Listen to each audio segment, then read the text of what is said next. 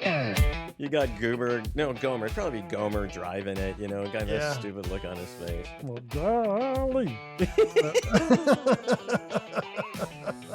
Shazam! You've just stepped into Damn It Jim, the podcast. And now, from the broadcast studios high atop Damn It Jim, the university, here are your hosts Dana Smith and Dan Kelzaretta. Hey, Dan. How's it going? Dana, it's going well. Hey, something really weird happened this week. Have anything to do with squirrels? It actually did. And I feel a little bit bad about what happened. I know. We've got this big backyard, right? So I'm sitting in the backyard, and we just bought these rocking chairs to be out on like the little patio out there. And Yeah. I love rocking chairs, by the way, Dana. Nothing happened, like a squirrel didn't get underneath the rocking chair and I squished it. Nothing like that. It was more traumatic, actually. So I'm sitting out there. I know. And it's relatively early in the morning. I get up early. I'm sitting out there drinking my coffee. And I had a bowl of peanuts out there. And sometimes I like to feed peanuts to the squirrels, Only unsalted, not salted peanuts, because I don't want them to get like high blood pressure. That would be bad, Or dehydrated, yeah. Or, yeah. So I'm sitting out there and I'm throwing some peanuts out in the yard. And the squirrel's out there, and I toss one out. Dana, this hawk comes out of the freaking sky. It grabs the squirrel, Dana. It takes. I don't know why I'm laughing. Dana, it was horrific. It takes off with the squirrel, who's making this noise, kind of a cross between "What have you done to me?" and "Oh my God, I'm going to die." Drop the peanut, by the way, and it just takes this thing out into the sky. I'm assuming it didn't take it as a pet. Didn't try to rehome them. Right. It wasn't rehoming the squirrel. So I felt a little, I don't know. I felt a little bad, a little responsible for that, Dana. Hey, that's the circle of life, Dan. It's just, there's something you can do. It's, we have, I think I've told you before, we have owls in our backyard. Yeah. We have squirrels, and every now and then we don't have as many squirrels. And, and you can only guess that the owl's out there feeding the owl kids. I'm assuming this one became a meal. Yeah. This was a small squirrel, so I don't know if it was a youngin or what. Probably didn't grow up to be an old one. Yeah, anyway, I mean, it kind of ruined my morning a little bit in the sense that, well, it was going for the peanuts that I was tossing to it, But it's not like you were like, hey, there's a hawk. Yeah. This is going to be fun to watch when I throw, when I trick the squirrel into going for the peanut. It's not, I don't think you were looking at doing that way. Wait, it wasn't that? Wait, no, it wasn't that. No, Yeah, I didn't see the hawk. No. That was everything exciting that happened in our backyard this week, Dana. Wow. Yeah. How about you? What's going on? Same old stuff, just enjoying retirement and trying to keep busy. What? Why? Right. I think last week I told you we finished painting our basement. That turned out good. Still got some stuff out of sink down there. Wait, you have a sink in the basement? Is that what you're talking about? Yeah. Where do you think I go to the bathroom when I'm down there? That's Did I ever tell you about the time I had to take a dump in a garbage can, Dana? How did I miss this story? Well, it was in Dwight, where, you lived and a bunch of our friends lived, and one of our friends lived in a trailer, and he and his wife went on vacation, and he said, hey, would you take care of the trailer? Make sure the water's running if it gets really cold, because it'll freeze. And I'm like, okay, well, I didn't want to just like have it full on because I thought that was wasteful, Yeah. But I didn't have it on enough. It was like 80 degrees below zero, pipes froze. And I'm like, well, I got to go to the bathroom. I'm not going outside to go to the bathroom. It's 80 below and it's really windy. I didn't want something else to freeze. He had this like kitchen garbage can thing. And I just like, well, I had to do it, It had a liner, right? Oh, well, yes, of course. Yeah. Just checking. I mean, I know how desperate you were. So it was hard to balance over that garbage can, though. It takes a little bit of doing. Didn't you ever go camping? Well, yeah. But you dig a hole and you're squatting over the hole. It's a little easier. You're holding onto a tree or something, Yeah. or a squirrel, potentially. Well, that's what they call, camping toilet paper is a squirrel. You don't want it facing the wrong way because if it bites your ass, it's painful. It's Thank you, Yeah, Dana. yeah, and porcupines don't work as well as you'd think, and yeah. Wow, we've already Dana, you already got us way into a hole here that's gonna be hard to get out of. I probably said about 10 words. Yeah. So, Anyway, well, we got some good responses from last week's show.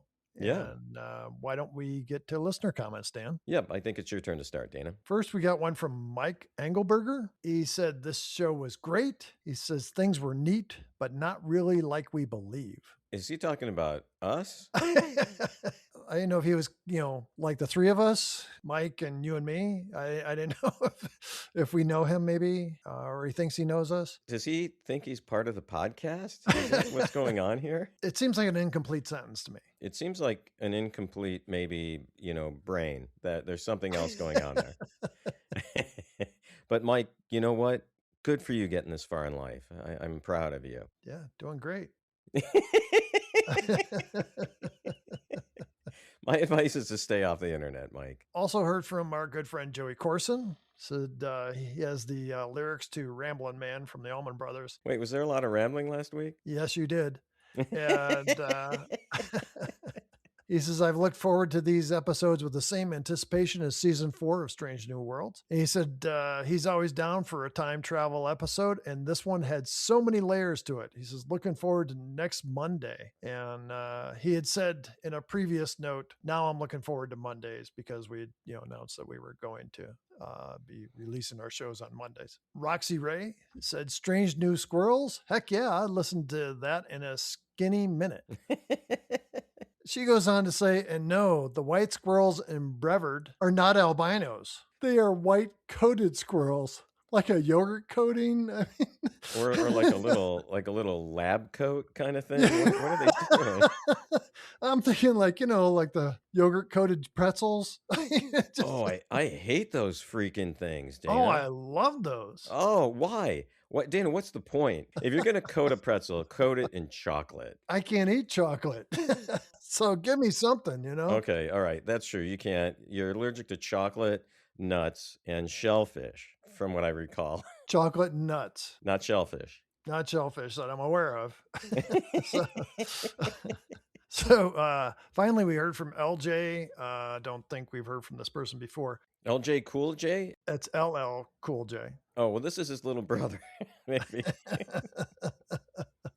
So I said, lots of rambling. Just started listening a few weeks back. Wait, what song did LL Cool J do? I can't even remember. I don't listen to that kind of music. Yeah, but you knew who it was. Well, you hear the names all the time, so. Now, this is something I was interested in. So I called up Damn It Jim, the university here. I took a little pause. So LL Cool J means Ladies Love Cool James, whose real name is James Todd Smith. Some of his classic songs, Dane, were Mama Said Knock You Out, Rock the Bells, I'm Bad, I Need Love, Around the Way Girl, Hey Lover, and Loungin'. Those are some of his hits, Dana. So LJ, the person that wrote us. Who was not LL Cool J. Yeah, said lots of rambling. Just started listening a few weeks back. Intrigued, kind of question mark. Are you guys really Trek fans? Wait, what kind of question is that, LL? I mean, LJ. Okay. What kind of question is that, LL Cool J? That wasn't very cool. Yes, we're Trek fans. They probably started listening when we were doing the worst episodes. Actually, I could see how it could get confusing if you listen to any of our episodes, Dana. In fact, I'm confused right now.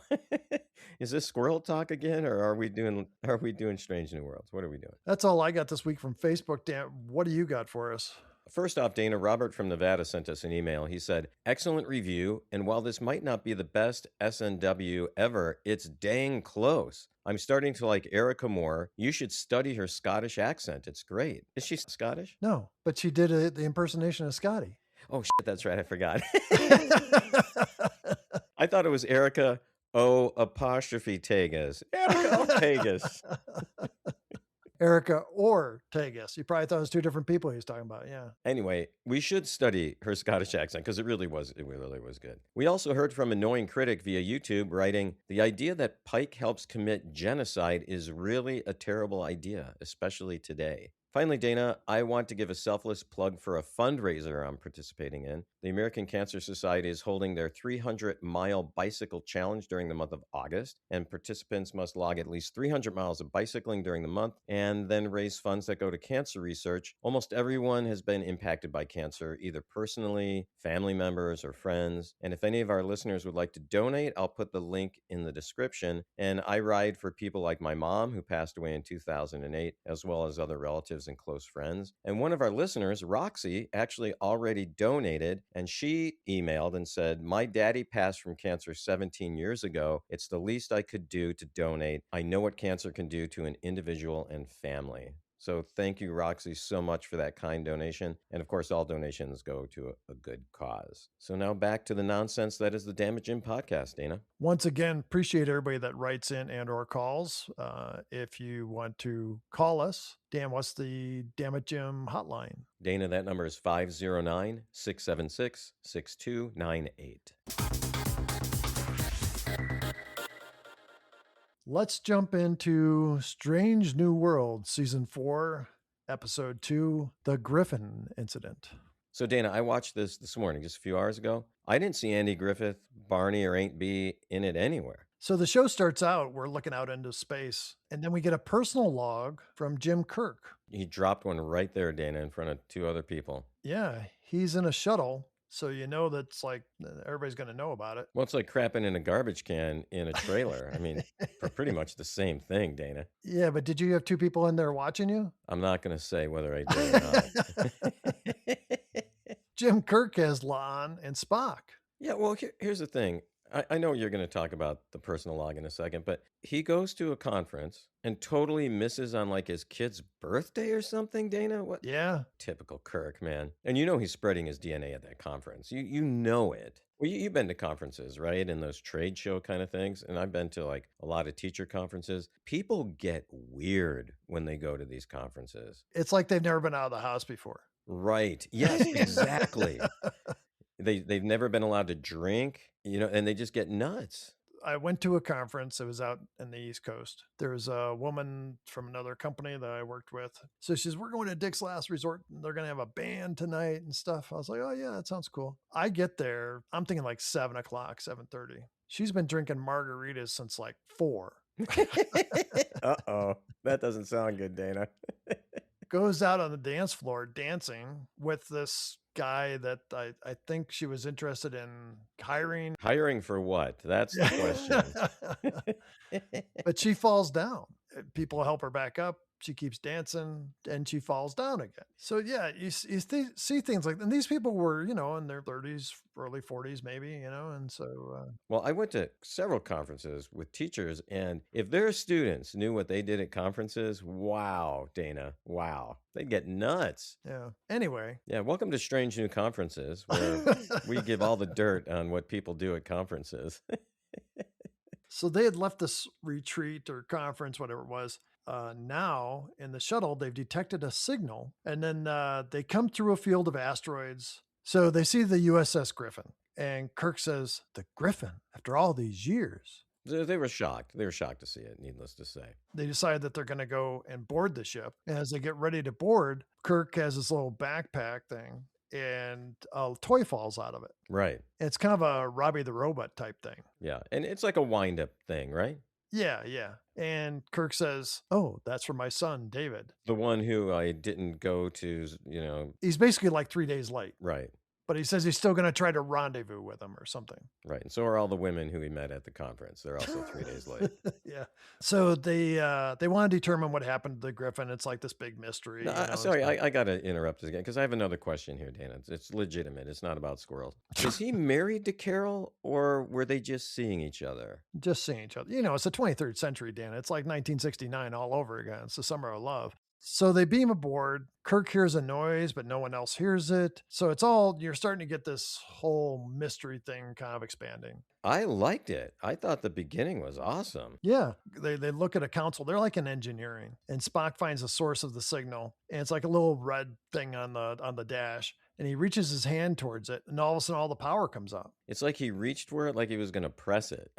I mean, isn't number one rule, do not press the red button? Isn't that like a number one rule? Maybe he thought it was the easy button. From what is that? Is that Office Depot or something? One of Office those guys. Depot, I think. Yeah. Can we send them a bill now from the LLC because we just mentioned them on the podcast? I think we should. Yeah.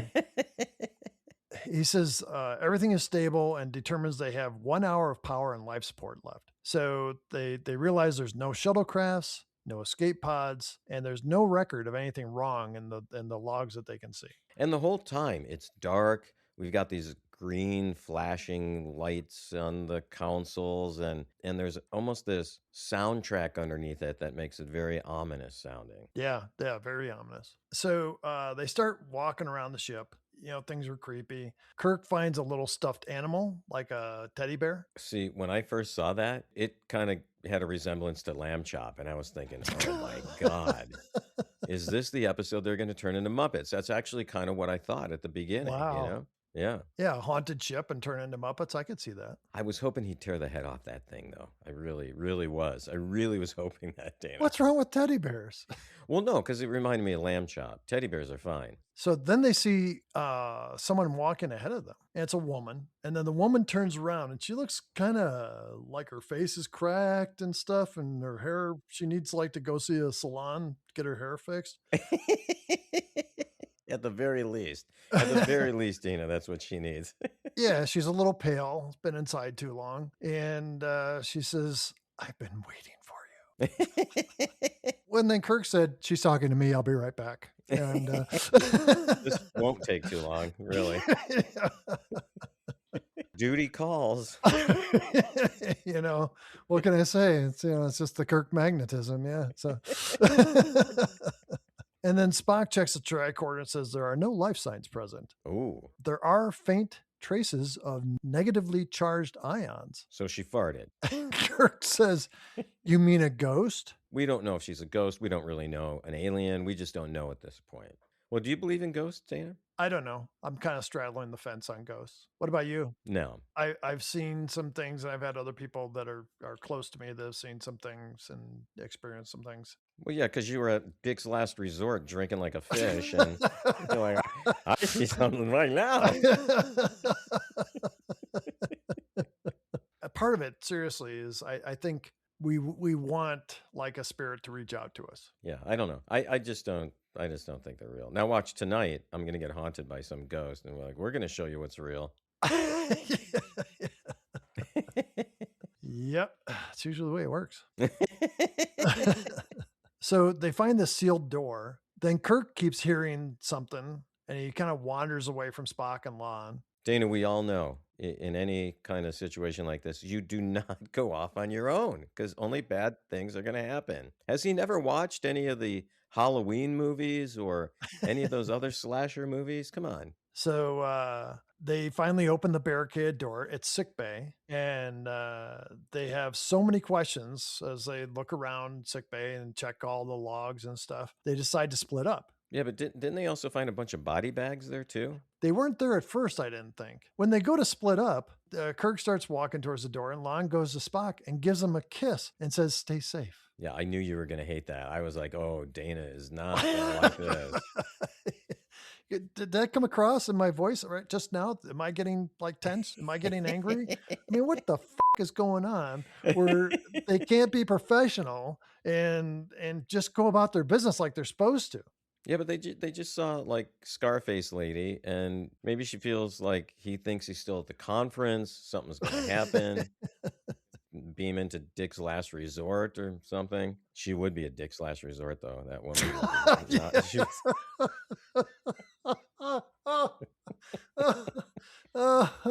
Can I put that in? I think I can put that in. Go for it. I like that one. Can we get sued by them? That's all I want to know. I think they're out of business. Kirk and Lon go on, and as they're walking down the hall, Lon asks Kirk how David and Carol are. So they're on this ship, okay? This is ghost ship, apparently. Yeah. Everything is crazy. It's tense. And then she's just like, so, hey, by the way.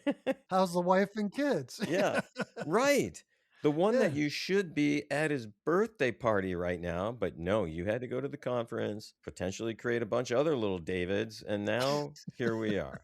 Yeah, so Kirk says, David is great, but Him and Carol, not so much. So have the credits happened yet? Can't remember where the credits were. Well, because the reason I asked that question, I can't remember where they were either, Dana, but we get the credits. Well, once again, I've got the commercials, and I'm thinking, no way is that Venus commercial going to come back again. Sure enough, it was the first commercial again, Dana. You're sending more money to Paramount Plus now and saying, shorten the show. Just give me more Venus flytrap commercials. Yeah. Give me more of those. I want more. Yeah. So in this one, I got to tell you that in this, I think it was different than the last one. These two women are sitting in these like beach chairs, and they're either, I think they're on the beach, and one of them goes, "Man, I'm kind of irritated down there." And she's like, "Well, what are you using to shave?" And she says, "Just a leg razor." "Well, you need the Venus flytrap razor or whatever." And I'm like, oh my God, did I miss that the first time around? She talks about being irritated. Wow. On the bridge, they find some data from Rose Harper, who's the chief of security on the Griffin. Like it's a recording or something, right? Yeah, and it's like her log or whatever. She had concerns about outbreaks on the ship of erratic behavior. Right. So then we switch back to Spock and sick bay, and he's already found the body bags and stuff, and he's walking around, and then he calls La'an on the communicator and heads towards the door, and the door slams shut. And he can't get through to her, right? Yeah, and the communicator doesn't seem to work. Right. He turns around, and all the body bags are now full. They've got bodies in them, and one that's up close to us is filling with blood. Oh, that was great, Dana. And one of the bodies sits up behind him and unzips the bag. I love when bodies do that in movies because, one, that takes a lot of core strength just to sit straight up without using your arms. I mean, have you tried that? It's not easy. Yeah. Especially if you're in a body bag. I mean, it would be really difficult. Be restraining. Yeah, I would think so. And when the body bag sits up and unzips, we see it's T'Pring. To swing. Spock's like, "Ooh, I like this ghost ship." Yeah, still looking good. Yeah, she looks better than the old hag that we saw earlier. So Yeah, she didn't look like a ghost or zombie or anything. She just looked normal. Hot T'Pring. Back on the bridge, La'an's still reviewing the logs from Harper. Harper suddenly speaks directly to La'an and says, "You've got to figure this out, La'an." Yeah, again, kind of freaky. Yeah. Then Kirk goes over to the main screen and points out that the shuttlecraft has been destroyed. Their shuttlecraft. Then they say they only have 20 minutes left of life support. Did you notice their shuttlecraft was named the Mayberry? I thought it was going to be the Barney or the Aunt Bee, but The Aunt Bee. the Goober. That would be better. A little sticker on there. It says, "Sponsored by Floyd's Barbershop." That would be great. Lon says she's going to get Spock and go to engineering. Kirk says that he can try to rig the system so they can get an SOS signal out that will broadcast on all channels. Yeah, but she says she's going to call Spock. So she starts to walk out, calls him on the communicator and says, "Meet me in engineering," or whatever. Yeah. But his communicator didn't work. Wouldn't you think she would go, I can't get a hold of him, and stop where she was. Exactly. But that didn't happen. So she gets on the turbo lift and takes off. Meanwhile, Spock is having a conversation with T'Pring. She's trying to convince him she's real, and Spock doesn't think she is. And then she shares personal information with him that only Spock would know. Like the Venus Razor commercial information, potentially. So then we see La'an in engineering, and she gets visited by Harper. Harper doesn't look good. Is Harper the zombie woman? Yeah. Okay. So that's the one that Spock just had sex with. Or was it Kirk? Somebody did, right? Didn't that what we just said? I don't think we did. Oh. But it's potential, but yeah, so. Maybe I was just thinking it, Dana.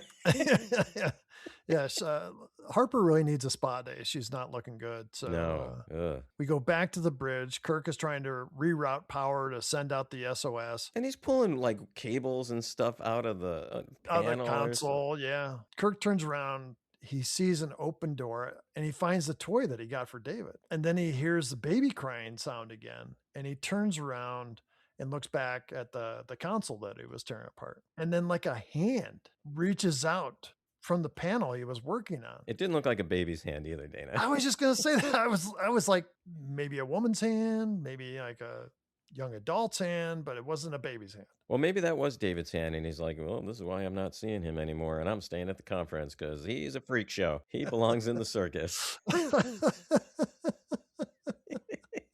So T'Pring is in sick bay and is talking about their relationship, and then she fires a phaser at Spock, knocking him out. So then Lon is hearing voices again in engineering. She's saying she's not a Khan, she's not a Romulan, and says you are not a monster. And then all these ghosts appear around her Of the crew. of the Andy Griffith. There's Barney. Floyd's not looking too good. Remember Emmett, the electrician? He and Ain't B have a thing? Well, you know, back then she relied pretty heavily on him. Took a lot more power. Like the whole town knew it because all of a sudden everyone else's lights would dim. Oh, Ain't B's at it again. That's the third time today. Oh, God. In sickbay, Spock is tied to one of the beds, and T'Pring says his Vulcan side is holding him back. And so then she pulls out some scissors. She cuts off the top of his Vulcan ears. I thought she was going to do a whole Lorena Bobbitt thing on Spock. But yeah, I mean, you know, green blood pours out and stuff, and he kind of screams. Oh, Dana, this was like, this was horrific because we see it happen. It's not like they cut away and you just hear the scream. I really thought that's what they would do. Yeah. And then, like, you know, cut back to like her holding one of the points, you know, and wow. It was great, though. I got to say, it was so well done. So well done. So on the bridge, Pike, Ortega, Uhura, and Sam and his mustache beam over with number one. And Dana, the coats this time, the jackets. Oh my God.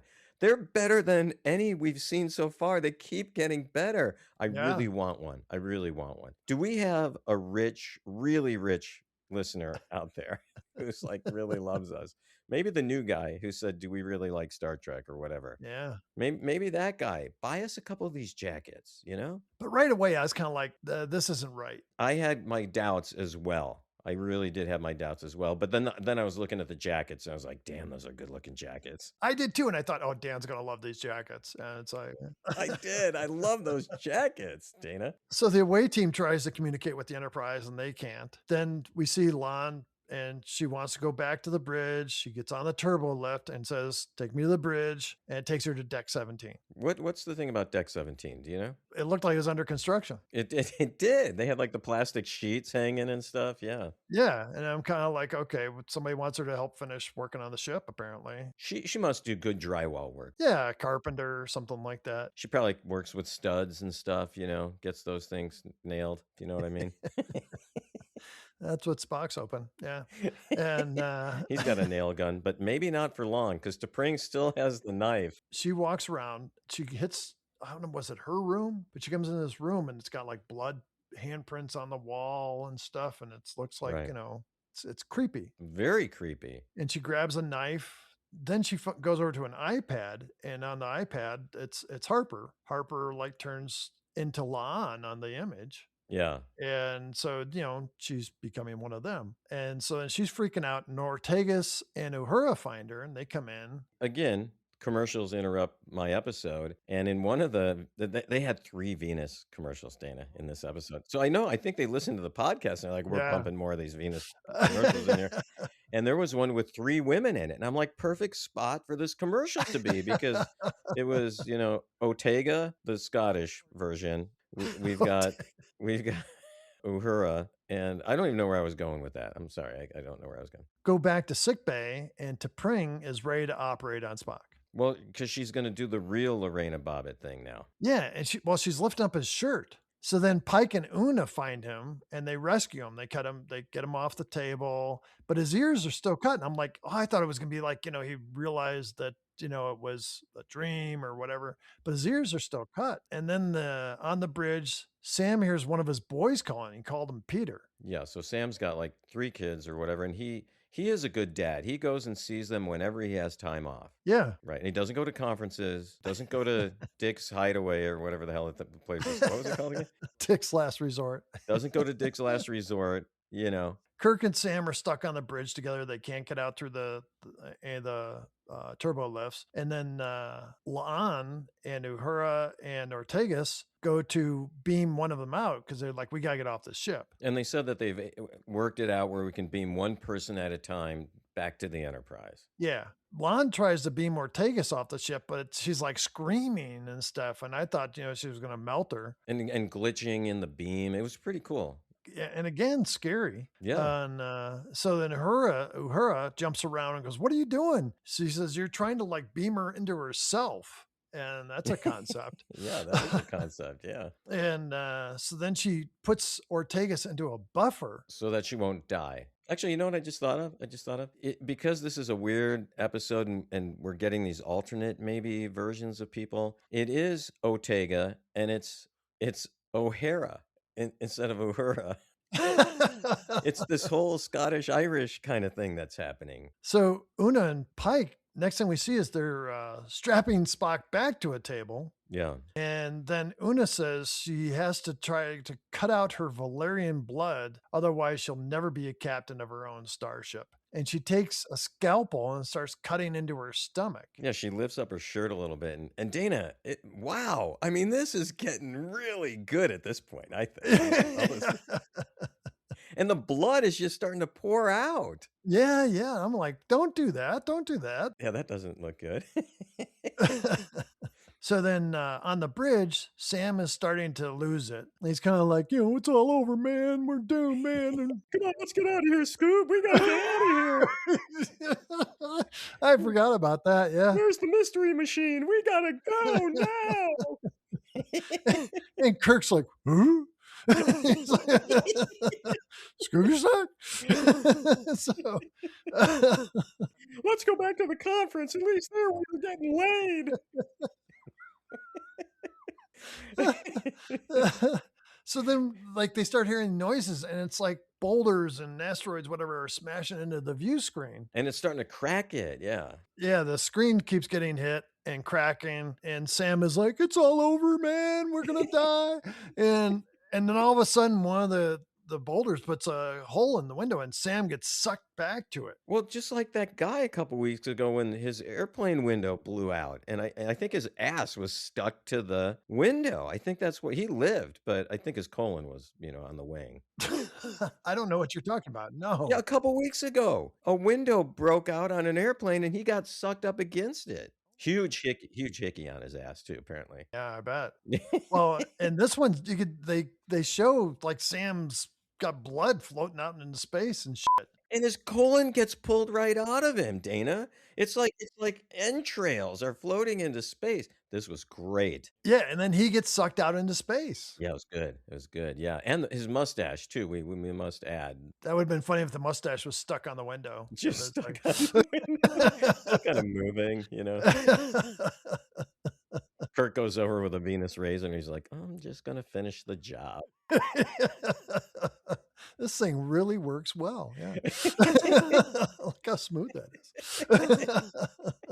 So meanwhile, Uhura is trying to escape from La'an because La'an's getting a little crazy on her face. Oh, yeah. She slashes at Uhura and cuts her arm. Then Kirk finds her and he goes running up to her and she stabs Kirk. And I thought she fucking killed him.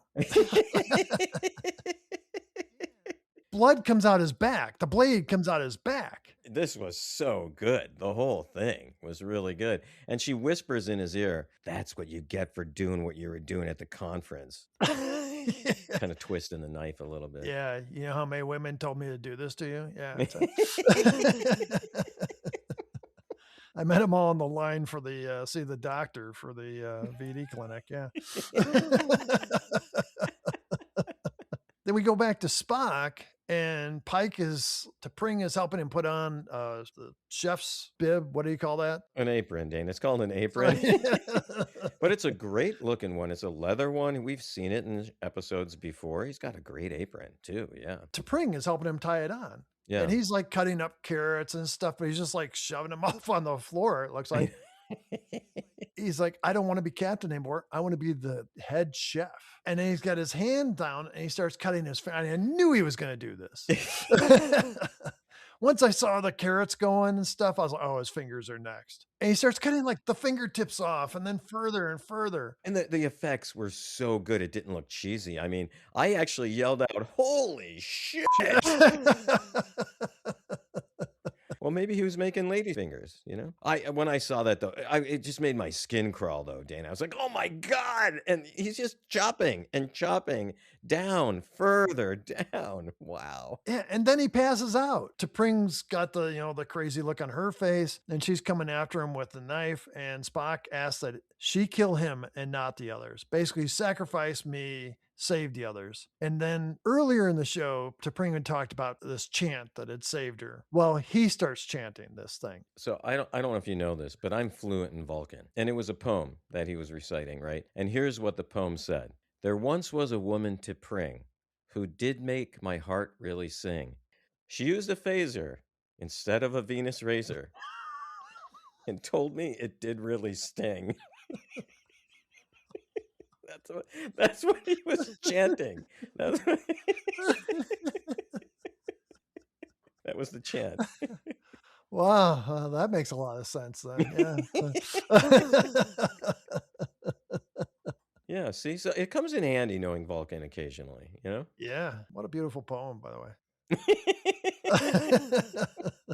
You could see how that would make your mind focus, you know? Oh, yeah. So then he wakes up and he sits up on the bed and he is holding the scissors in his hand that cut off his pointy ears. Ooh, that shocked me. That surprised me, that part. Yeah, and the scissors have green blood on them. Yeah, he cut off his own ears and maybe some other appendages. I don't know. Then we see La'an is chasing Kirk, who's crawling away, leaving a trail of blood. A lot of blood, Dana. And she's saying that he just needs to let go. Then she says, "Your boy is going to die just like you, bleeding out in a dark corner of space." Whoa, Dana. Yeah, so not only am I going to eviscerate you with this knife, but I'm going to make you feel bad about your kid whose birthday party you should have been at. And had you gone, you wouldn't be in this situation, you dick. Yeah, I wouldn't have had to stab you the way I did through the heart. Yeah, Right. so then they get transported out, and then we see they're on the Enterprise, and she is standing over Kirk with the knife. On the transporter pad, Yeah, and Spock is there, less his ears, or at least the tips, yeah. low Van Gogh-ish. Kirk asks if Sam is okay, and Pike tells him Sam is on shore leave with his whole family. But we got his mustache. Do you want to talk to that? Yeah. Yeah, you can talk to the mustache. Yeah, he went to join his family when he got sucked out the front window of the Enterprise. Later, we see Pike and M'Benga walking along the corridor of the Enterprise. And M'Benga asks, what will happen to the Griffin? And Pike says the USS Thor will tow it out to wherever Division 12 wants it to be. Division 12, yeah, okay. So then we go to Spock's quarters, and Chapel is fixing Spock's ears. Do you think she's reattaching anything else on Spock? Well, I think she was there for a while. And Spock said that he really appreciated her coming to see him based on how personal this was. So I think, I think there's a few things that need to be regenerated. Yeah, I think so too. Yeah, that's what I'm saying. Then he's like, you put it on backwards. I mean, the ear tip, that tip I'm talking about. So then Chapel asks, as she's getting ready to leave, why T'Pring? I kind of got the sense she's like, why not me? Yeah, that's what I thought the exact same thing, Dana. Like she was jealous. Yeah. How come I wasn't the one to cut things off of you? I wanted to. So in Pike's quarters, La'an is talking to Pike about his report on the Griffin. And she says he's missing key data. I knew what he left out. I mean, you knew too, right? Like the fact she tried to kill Kirk. Yeah, well, yeah. She stabbed him right through the, gut, all the way through. So then Pike makes her a drink. Again with the drinking, Dana. He sits her down, and then he tells her about his Uncle Art's farm. Yeah, then we really were getting the whole Andy Griffith thing going. Yeah. He says he had a neighbor named Gomer, went off to join the Marines, and Goober had to run the fill-in station.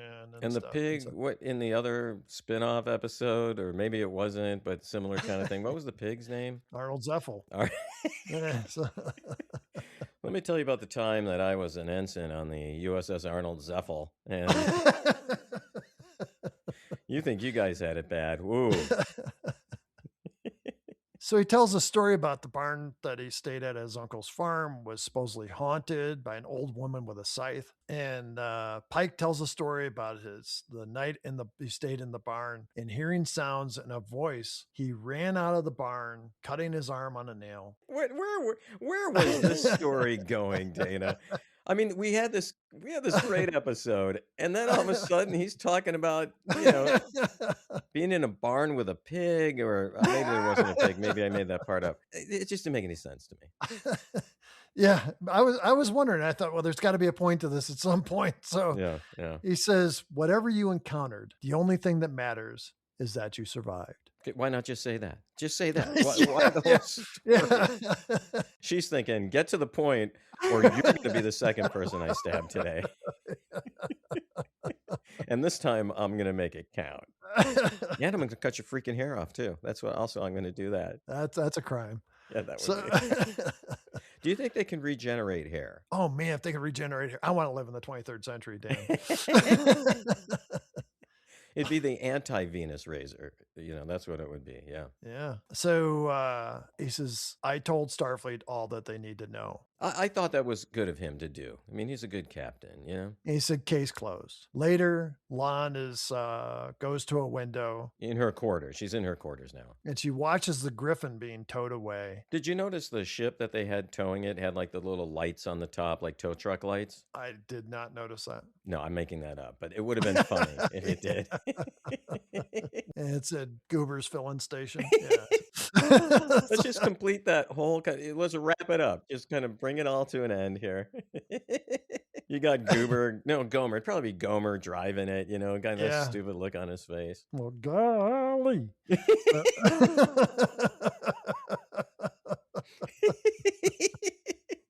Shazam!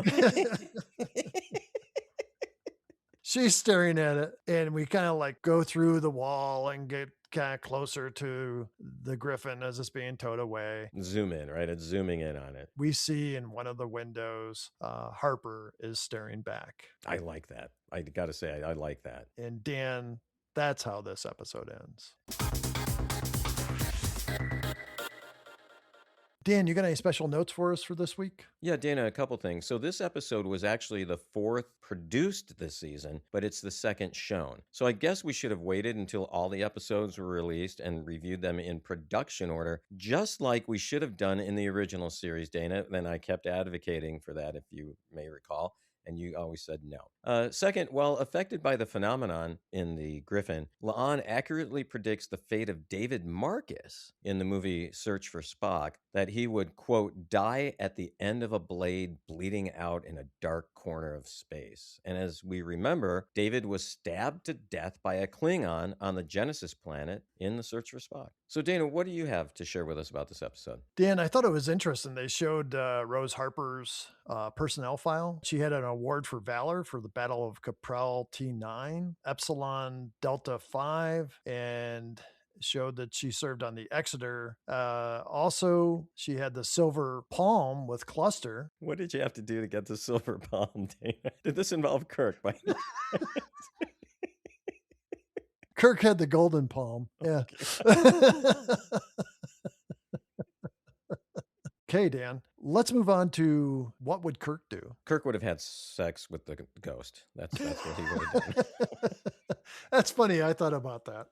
That's all I could come up with, though, Dana. What about you? What would Kirk do? Dan, I need to change this to what would Spock do? Okay, I didn't know we could do that, Dana. Had I known that, I would have changed things a long time ago. Well, what would Spock do, Dana? This kind of bothered me. Okay. We saw in the original series, Spock often used logic to the extreme to help them get out of situations. But it bothers me that Spock is so emotional here and doesn't use logic to confront T'Pring. Why didn't he do this chant earlier? Well, because she was about to bob at him. It's the one thing in all the original series that I liked was that Spock was always able to reason, even in times when he was, everybody else was kind of going nuts. He would always find a way to kind of break through that a little bit. Even if he was struggling with it, he would find a way to break through it. So I think Spock would have reasoned earlier and used logic to confront the ghosts and the situation that they were in. Okay, Dan, we're on to the best and worst. What do you got for best? Dana, when La'an and Pike are in his quarters near the end, Pike says, "Space is limitless in its beauty and its terror." I love that line, Dana. What do you have for best part? I thought the ghost story was really well done. What happened on the Griffin reminds me a little bit of the episode The Naked Time. Do you got another best part, Dan? I think making a compelling horror story is not easy to do without it becoming trite. I thought this one was fantastic. How about another best part for you? Sam Kirk getting sucked out through the main viewer screen on the bridge. I mean, that was a great special effect, and how it all happened. I love that. Dana, how about a worst part for you? Lon stabs Kirk. It looked like she stabbed him through the upper stomach, right under the rib cage. And where the point comes out is directly behind where his heart would be. Gallons of blood are pouring out of him. And it's just impossible that he would have lived through that. Do you have a worst part for us, Dan? We don't really learn what happened to the crew of the Griffin. Dana, how about another worst part for you? Dan, I've said this earlier. Lon kissing Spock. It's not professional. Stop the insanity. Let's move on. Dan, what about a dilemma or theme that you got for this week? I do have a dilemma. How do we know what is real and what the nature of reality is? And people have pondered this question for thousands of years, Dana. And this episode of Strange New Worlds, this is one of the key things that Kirk, Spock, and Lon all have to deal with when they're on the Andy Griffith. How about you, Dana? What about a dilemma? Maintaining sanity, kind of battling inner demons. Thought that was really heavy throughout the show because they all have something that's bugging them. So Dan, now we move on to counts. Yeah, let's do it. What do you got for dead crewman count? I think we should be able to count Sam Kirk and his mustache. How about a half? Let's do a half. So we had 19 and a half. Is that right, Dana? That's right. Now we're at 20. Okay. The question I have for you, Dana, is can we count the tips of Spock's ears and maybe whatever else might have been cut off? Can we count that? Maybe as like a quarter? So it could be 20 and a quarter now? Shedding tears. After La'an stabbed Kirk, she had some tears in her eyes, I think, didn't she? That puts us up to 37. Ripped shirts, no shirts. Who was showing skin, Dan? Well, Una lifts her shirt when she cuts her belly. What about when T'Pring lifted Spock's shirt? Oh, there's two. Yes, yes. That puts us up at 21. How about a fight, Dan? I don't know. Do you count La'an stabbing Kirk? It wasn't really a fight. Kind of. I mean, she won. All right, hell, let's count it. Yeah, let's do it. And then do we count her slashing Uhura? Yeah, let's do that too. So there's actually two then this week. That moves us to 37. Is that correct? Yeah, I have 37, Dana. And then log drops. Yeah, we get Kirk's personal log. So that bumps us up to 36 on log drops. What about Pike cooking? I mean, he chopped off first he did the celery and then he did his fingers. I mean, that counts, right? Yeah. So that adds 1, and that puts us up at 21. What are your final thoughts on this episode? 2 episodes in, 2 winners. This episode had a real Twilight Zone vibe for me. I thought the story was compelling from the beginning. The horror aspects were well done. The director didn't rely on jump scares and other cheap tactics. I thought the gore, while ubiquitous, was awesome. I loved every part of it. Pike chopping off his fingers and Spock getting the tips of his ears and maybe other tips cut off. I do wish, however, that we would learn more about what happened to the Griffin. Once again, acting was excellent. Pike's hair was freaking amazing again. There's even some character development. We learned that Kirk decided to blow off his wife or ex-wife or girlfriend or whoever and kid to go to this conference where he was getting the silver palm, I guess. But we learn that he wants to somehow be more involved in his kid's life. I don't buy that, Dana. I really don't buy it. But I guess we're going to see how that plays out this season. Overall, a great episode. How about final thoughts for you, Dana? Dan, I really like this. And like you said, I think that the first 2 episodes out the gate are both winners. As far as horror stories go, I'm a fan of old horror stories where it's, something creepy, kind of, not things that jump out at you and stuff like that. This is right up my alley. The whole insanity thing, well, I kind of thought that was borrowed from a couple other episodes. I thought that they pulled it off well because there's such a mystery. Like you, I kind of want to know what happened, but I'm not terribly bothered by the fact that they didn't say it. Some things remain a mystery. And so I think that that's okay. I can deal with that. That Division 12 thing, I think that's interesting. And I know I have a strong feeling that's going to play into, like, if not this season, it'll come back next season as something very big. Again, like you said, there's character development. We get a little bit deeper on Spock Yeah, the whole T'Pring thing. I'm excited about where this is going. Like I said, I think this is a great start, and I look forward to what's coming next week. Well, speaking of that, Dana, what do we have next week? Next week is Human Best Friend. A dog episode? What's this going to be about, you think? You think the dog is going to come back from the original series that had like the unicorn thing? Yeah. Oh, God, that would be great, wouldn't it? Yeah, I don't know. Well, Dana, once again, great talking with you about Star Trek, and I look forward to next week. Yeah, Dan, always great to get together with you and talk about Star Trek in whatever form it takes. And thanks to everybody who writes in and or calls and communicates with us. We really, really do appreciate it. Until we meet again, live long and prosper. Thanks once again for listening to Damn It Jim, the podcast. This podcast was written and produced by Dana Smith and Dan Kelzaretta for Ramble Jar Productions. We'd love to hear from you. Please give us a call on the Damn It Jim hotline at 509-676-6298. From Dana, Dan, and the entire staff at Damn It Jim, have a great rest of your week. And, as always, remember to live long and prosper.